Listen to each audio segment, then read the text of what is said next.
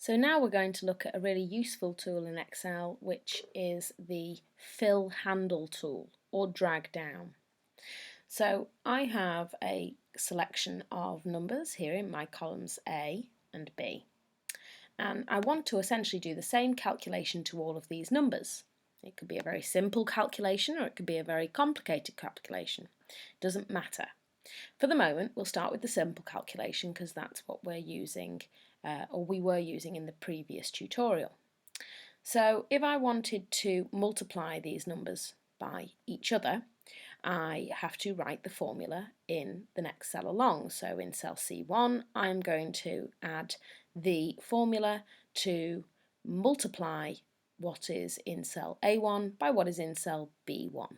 I must start every calculation, every formula in Excel with an equals.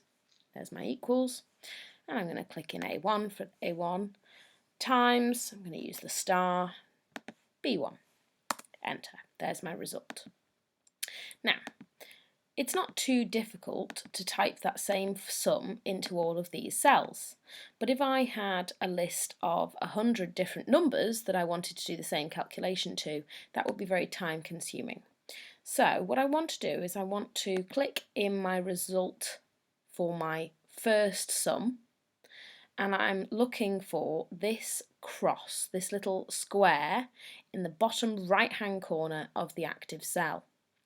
When I move my cursor over the top of this square, you'll notice that it changes from this thick white cross to a thin black cross. When that happens, I can click on my mouse pad and I can drag all the way down to the bottom, and what this is doing is it is copying the formula to all of the subsequent rows, but it is changing the cell references in the formula to be relevant to what row it is on.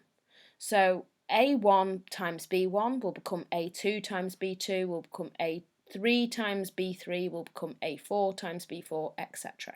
So all I need to do is let go of my mouse trackpad, and this will copy the resulting calculation into all of these cells, like so.